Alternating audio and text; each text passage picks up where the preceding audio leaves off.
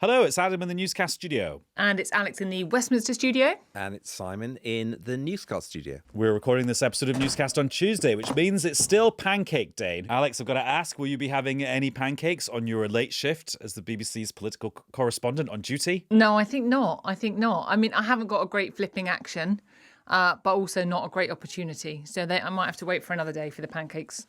Well, you can have them any day of the year, you know, that's the beauty of It's choice. not limited to one day. Anyway, right, Simon, I'm trying to come up with a pancake-themed analogy for the labour market statistics that came out today. Flat as a pancake, or actually not even flat? Well, pretty flat, to be honest. Weak. There's no doubt that the jobs market out there is very tough, perhaps harder getting a job than it is flipping a pancake.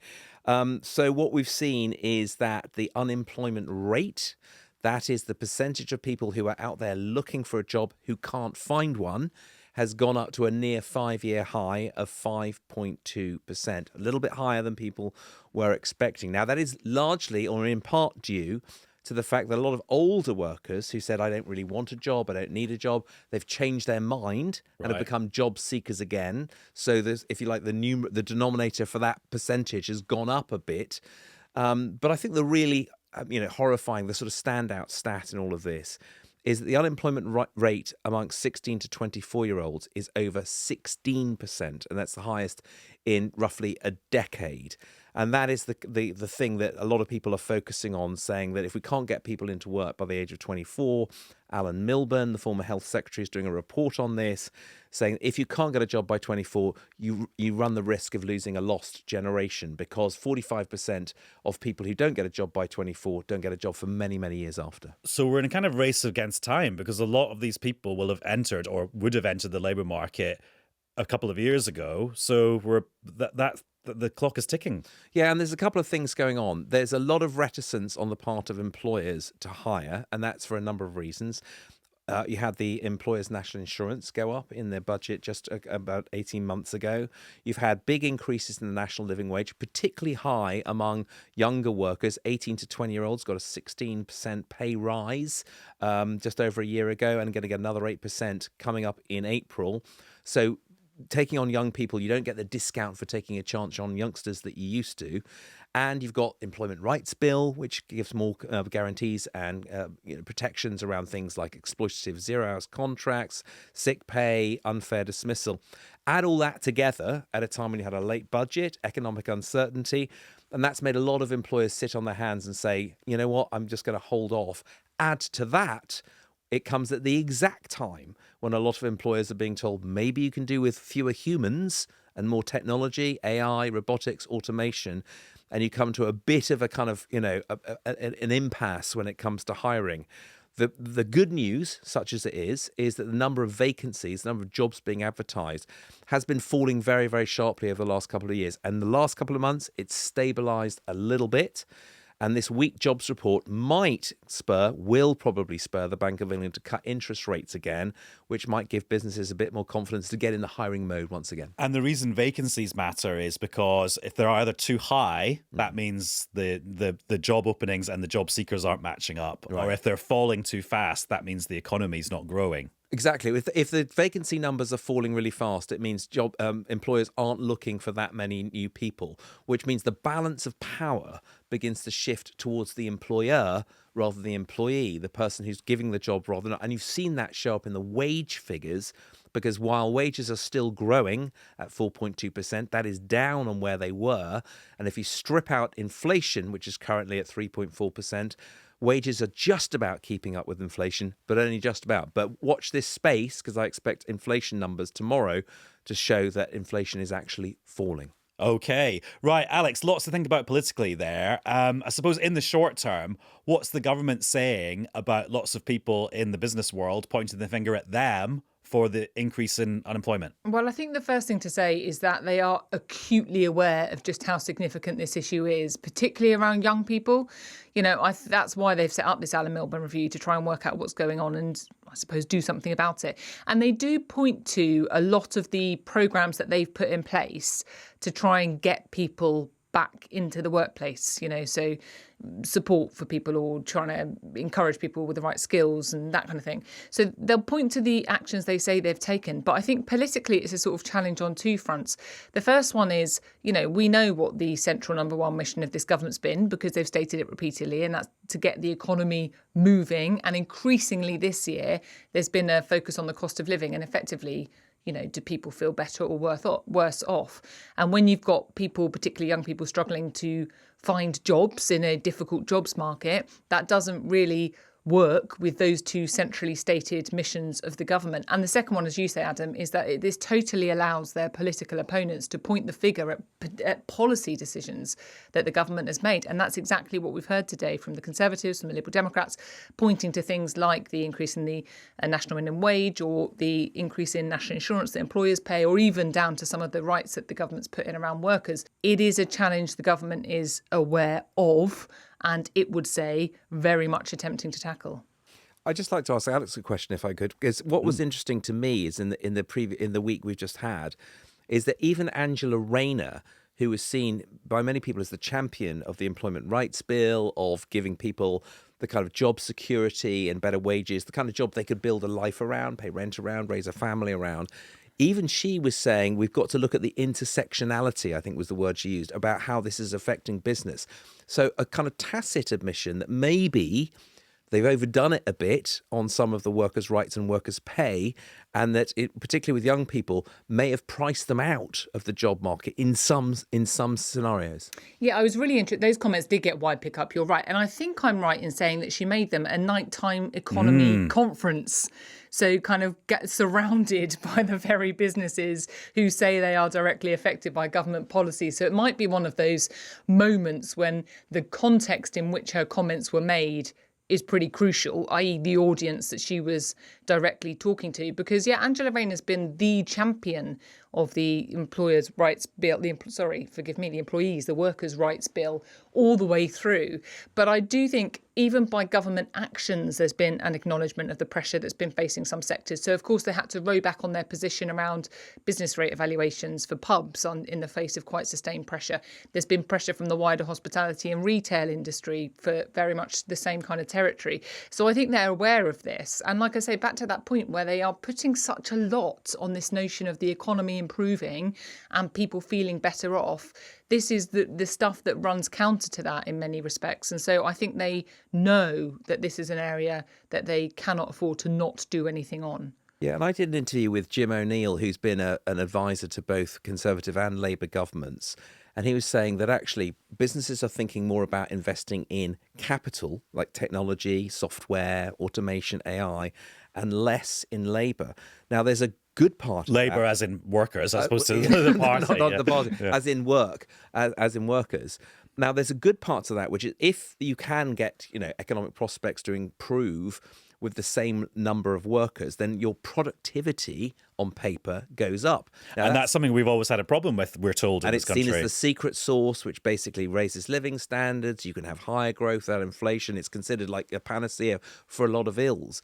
But politically, if you get economic growth, which, as Alex says, the government has said countless times, it's their number one priority.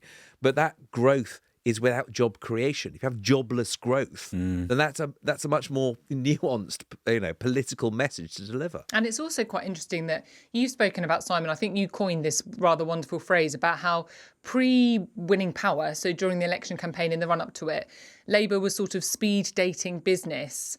And then there was this sense after the first budget with those national employer contribution increases that they were sort of ghosted a little bit. And you just wonder about how much work the government will do to somehow rebuilding the relationship with the businesses who do feel quite bruised by some of the government policies that have been announced so far.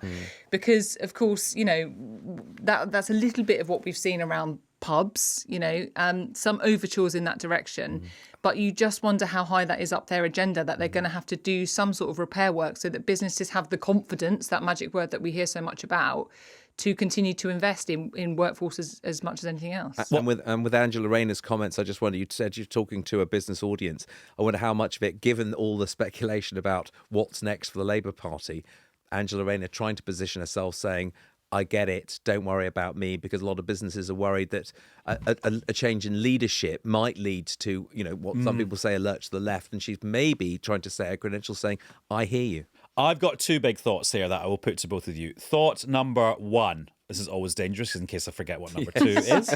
Number one is we get this jobs data a lot. We've seen unemployment creeping up, but there's something about it hitting this number and the tone of how everyone's been talking about it today, plus the interview that Alan Milburn gave to the Today programme at 8:10, talking in really quite apocalyptic terms about the challenge that the country, society, and that generation is facing right now.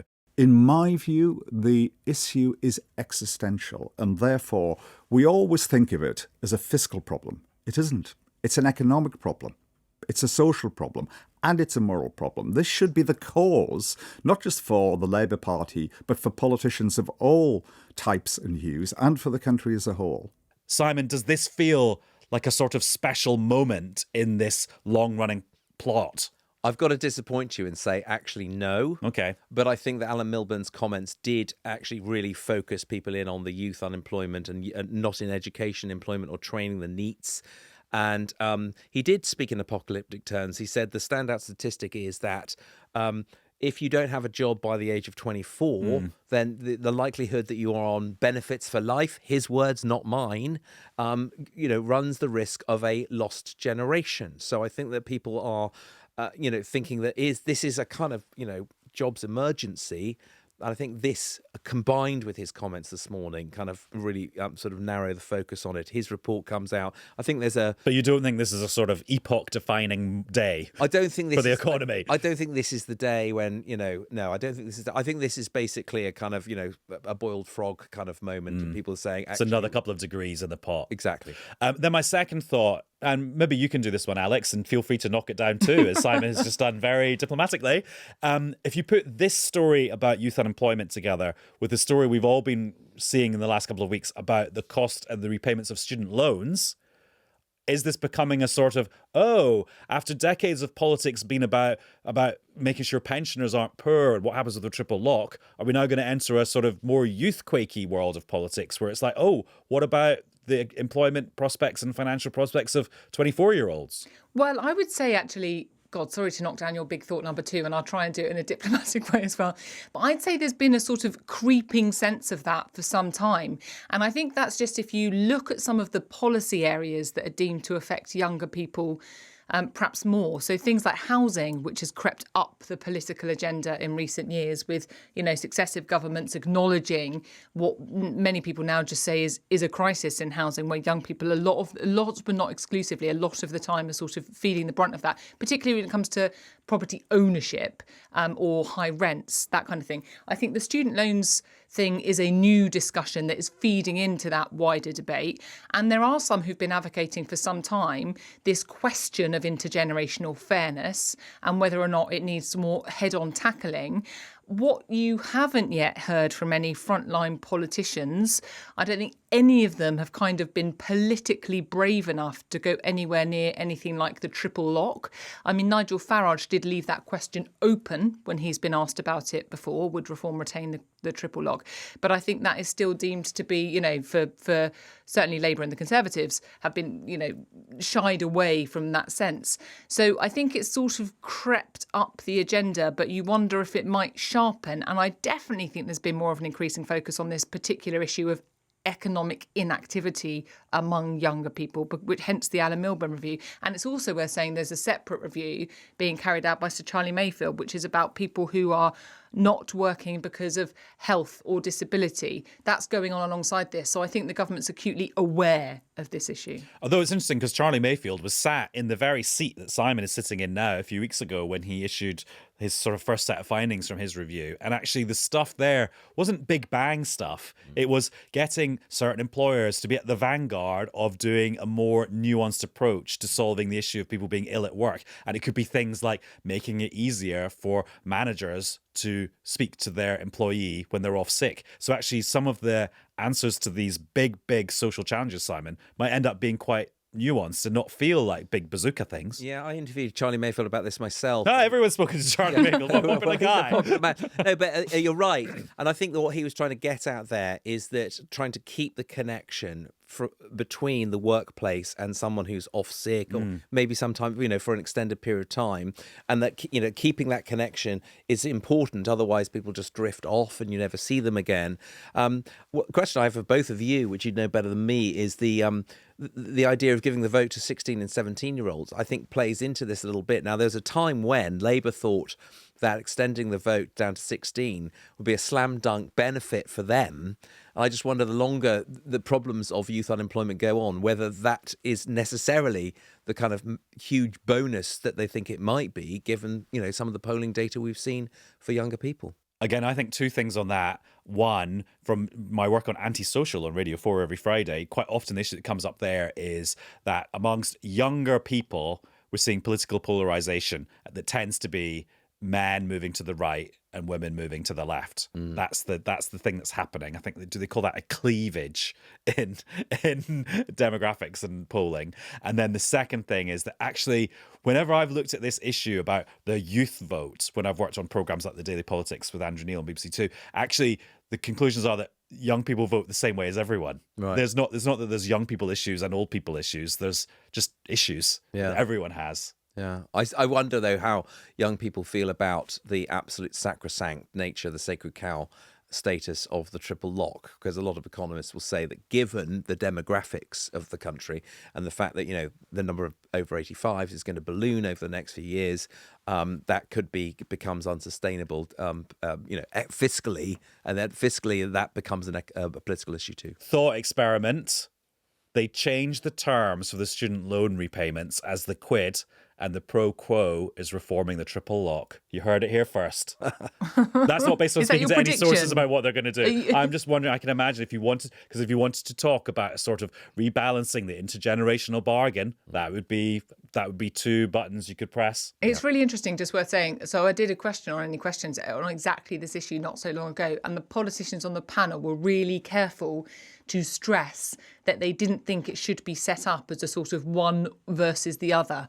It doesn't have to be sort of younger people versus older people, and they didn't want the debate to be framed in that way. I guess the question that goes alongside that is, how realistic is that when you are looking at, the government would argue constrain public finances over a period. There has to ultimately be a question about who you choose to support. And it is nuanced because a lot of these younger people are the children of the very older people we're talking about. So, it's not as if it's one versus the other. Families think about the next generation themselves. It's not a kind of like, I don't care about you and you don't care about us. Those are difficult. And just to contradict myself, Adam's totally right. I mean, housing, I always sort of point to as one of the issues where it affects young people. It's not exclusive to young people. And there will be parents and grandparents who look at their children's position on the housing ladder and have strong views about that, or it may inform their own political views. Equally, there will be older people renting or struggling to buy who are caught in the housing trap. But I just sort of think, rather than a sort of revelatory moment where suddenly everyone goes, what about the young people? I just think over time there's just been an increasing awareness that there has been a lot of pressure on young people or younger people in several different ways. Right, Simon, you can go off and not have pancakes. Thank you so much, Adam. Nice to be here. Thank you. Now, Alex, talking about All Matters Westminster, well, actually, Parliament's on recess. It's half term. Yeah. So Nigel Farage has done what he often does, which is to step in and fill the vacuum. That's what he did last summer. He's now doing it this spring. Yeah. So this is I think it's the second day in a row that we've had some sort of announcement from Reform UK, and the one today in a very typical Reform UK style of late, which is to get a big venue and light it up and have music and lights and stage and lots of people there and all the rest of it. They were announcing what they are calling some positions in their shadow cabinet, but to be clear, they don't officially have a shadow cabinet because they're not the official opposition to the government. That title still belongs to the Conservatives because the Conservatives have got 116 MPs, Reform have only got 8 MPs. So despite that kind of portrayal for Nigel Farage as trying to cement themselves as the official opposition, they are officially not. Nonetheless, what he was doing was announcing people in his top team who are going to have certain responsibilities for certain policy areas. And the top team are? Robert Jenrick, who is going to cover the Treasury, be the spokesman for the Treasury. Suella Braverman, she is going to be the spokesperson for education, skills and equality. Richard Tice is going to cover business, trade and energy. And Zia Youssef is going to cover the Home Office. And I mean, there's lots of interesting things you could say. Robert Jenrick actually made his name as somebody who campaigned on immigration. We haven't heard so much about the economy from him. Yeah, and also the other bit that's kind of eye-catching on Robert Jenrick being what Reform are calling a shadow chancellor, who is officially a Treasury sort of spokesperson, or the person that will be setting Reform's economic policy for the most part, was that it's no secret that lots of people who've been around Reform a lot longer than Robert Jenrick had their eyes on that job. So Zia Youssef, he has, made no secret in the past that he might be interested, same as Richard Tice has suggested in the past he might be interested in that quite prominent role. But it went to Robert Jenrick, who was, of course, until fairly recently, a Conservative Party member. Now, Richard Tice was asked about this during this press conference in Westminster, and he said they were all delighted with the jobs that they had.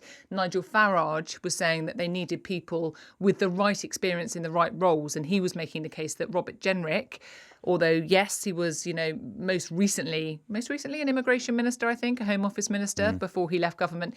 The point Nigel Farage was making was that he was somebody with government experience. And Nigel Farage, to be fair to him, has been quite open about the fact that Reform needs more experience as part of their attempts to professionalise the party that have been going on for some time, which is part of the case he's made to have brought in former Conservatives. Although I also thought it was notable that of the 4 senior positions that he announced today, 2 of those were recently defected Conservatives, which of course just leaves that party open again to the accusations from political opponents that they're a sort of Tory light. And that's exactly what or maybe not even a Tory light, but, so the Conservatives were saying, Max. yeah, it's the Tory Tribute Act, or, the Liberal Democrats said something like 50 Shades of Blue, loving, or something like that. So once again, by choosing to put 2 recently Conservative Party members in very senior positions in Reform UK so publicly, it leaves them wide open to that same suggestion. And by the magic of podcasting, we can hear you asking Nigel Farage about that at the Reform event. You have chosen to promote 2 very recent Conservatives to the first bit of your top team, if you like. People that were ministers who were the architects of the policies that you now criticise. Why should people believe this party will be any different to what's gone before? Well, I think you'll find these were 2 people who were ministers, but frankly weren't ministers for very long because they were eased out of their positions or they resigned because of the failure of that government. And I've made it clear that we need experience. And there's no way around that. With the best will in the world, on this stage today, Richard, Zia, myself, we don't have that level of experience. We've not had to deal face-to-face with the civil service. We've got an awful lot to learn. These guys will help us to learn that. Danny Kruger, of course, is running his own department, getting us ready for government and some of the challenges that we will face. And I think what this shows you is we are taking this seriously. It's also important to recognise that far from becoming the Conservative Party 2.0, every one of the people that have come have held their hands up and admitted the sheer scale of the failure under the watch of the last 14 years, and in particular, the total disappointment and failure of a government under Boris Johnson, and that includes the Boris wave. Also, notable by their absence, some people who've been Reform MPs for quite a long time compared to those newbies. No job in the so-called shadow cabinet for Lee Anderson or Sarah Pochin. Yeah, and also a couple of positions that weren't mentioned. So it was all domestic policy focused with this first announcement today, but no foreign policy spokesperson, no defence policy spokesperson. And Nigel Farage was saying this is sort of the first tranche of announcements that they were having to this new senior team. But yeah, I mean, I think there were a few sort of gaps in there at this stage. And actually in the room were some of those Reform MPs who've been around the party for quite a lot longer than some of the Conservatives who've recently defected and joined. And not to ask you the sort of question that we would get in a BBC job interview for our own jobs, but why so much editorial time and brainpower devoted to Reform unveiling these jobs when actually I suspect we might not give quite as much attention to, say, the Lib Dems or the SNP or the Green Party of England and Wales doing their HR? Yeah, look, well, there are people who clearly think that Reform is getting too much coverage, too much airtime, too much newspaper time, too much promotion. But because of where Reform is sitting in the polls, there are others who think that this is a party that says it wants to be in government in a couple of years' time and has consistently been topping the polls, and therefore it needs scrutiny. And of course, when you've got people appointed to these roles where they are going to have responsibility for shaping policy for a party that claims it wants to be in government in a few years' time, then there is a job of scrutiny to be done around that. Now, we didn't get a lot of detail on the policy announcements today. We got a sort of little flash of the leg in some areas when they talked in rather broad terms, Suella Braverman, about, for example, making sure there were people that wanted to go into the trades, or getting rid of the Equality Act, but without any real clarity about what they were going to do to replace it. Or again, Robert Jenrick talking about wanting to bring taxes down without any clarity of how or how that would be funded. So maybe some of that more in-depth scrutiny is to come when the party brings out its policy agenda. But there is also another bit that's worth saying, which is about personalities, because Nigel Farage has rather famously kind of fallen out quite publicly with some senior figures in past iterations of the parties that he has run. And he was asked again today, more than once, about, how he's going to manage now this team of some quite big personalities and whether it's all going to be plain sailing. Now, before you go off and not have pancakes, one last bite of the cherry for you. So there's cherries and pancakes. Well, I was trying to get into. There's a plum job. Okay. Open up. I'm just trying to get as many food metaphors in there as I can get as possible. A plum job has opened up in the heart of Whitehall, and it's for the role of cabinet secretary, so kind of chief civil servant in the country, sits there by the Prime Minister when the cabinet is meeting, involved in all sorts of decisions. A very, very powerful role that has been held by some very influential people in the past. Currently vacant because the Prime Minister and the previous holder, Chris Wormold, reached an agreement that Chris Wormold would depart. You've got a story in association with Chris Mason tonight on Tuesday about one of the front runners to take on that job, Antonio Romeo. Yeah, and all credit to Chris that he's done a lot of the sort of background work on this. But Antonio Romeo is currently one of three people who on a temporary basis is filling that cabinet secretary post, but she's widely tipped to be the front runner to get the gig permanently. And since really her name's been in the public frame, there have been lots of competing accounts about her past record, because she's had lots of senior positions in government over a long period of time. Now, the Cabinet Office acknowledged that about 10 years ago, when she was working in New York as the Consul General, there was a complaint made about her conduct in that role. Now, the Cabinet Office said it was a single complaint that was assessed and then dismissed. But now the BBC is seeing these documents that suggest actually several people made allegations about Antonio Romeo's conduct during that time. So you're talking about 2016, 2017, just to give you a bit of context. So some of the things that people said, or allegations that people made, said that she behaved in an unreasonable, degrading, demeaning way towards staff. One member of her team said they felt emotionally battered. Now, what happened, we understand, was that the Foreign Office at the time looked into these allegations and decided there was a case to answer. Then it went to the Cabinet Office, and the Cabinet Office said there wasn't a case to answer. And we got a statement from the Cabinet Office about that. They say there was one formal complaint raised 9 years ago. It was thoroughly investigated. The allegations were dismissed on the basis there was no case to answer. Dame Antonia went on to hold lots of other senior roles in government. Most recently, she's the most senior civil servant in the Home Office. But as I say, she's now being tipped for this big job. There are people who really support her and say, she's been one of the most inspirational leaders in the civil service that they have worked with. And one government source said that there'd only been selective excerpts of the complaint made about her time in New York that had been resurfaced by disgruntled individuals. So that's the kind of background and context. There are clearly people with differing and competing accounts of her performance in this senior position that she held back in 2016, 2017. But the bigger picture that sits behind all of this is that, in recent weeks, the Prime Minister's judgment when it comes to some senior appointments that he has made has been openly questioned. And so when it comes to this next appointment that he's about to make to this really senior government role, then there is just a lot of scrutiny about who might get that job. Very interesting, and lots of hard work going on to get that story on air. Right, Alex, what are you doing at 7 a.m. a week on Friday? I will probably be on a train somewhere for any questions. No, we need you to be available to do a live newscast. Well, what because are you it's the day doing it in after the aid of? Gorton by-election. Of course it is. Yes. Of course it is. How Well, can you have forgotten? I had forgotten. No, it's just crept round more You'd quickly than I forgotten. realised. My goodness, that's come quick. Yes. Well, look, if I can, I would love to join you if I'm not on a train. Thank you. Well, let's make it a semi-date then, because we're planning to do a live newscast available on BBC Sounds.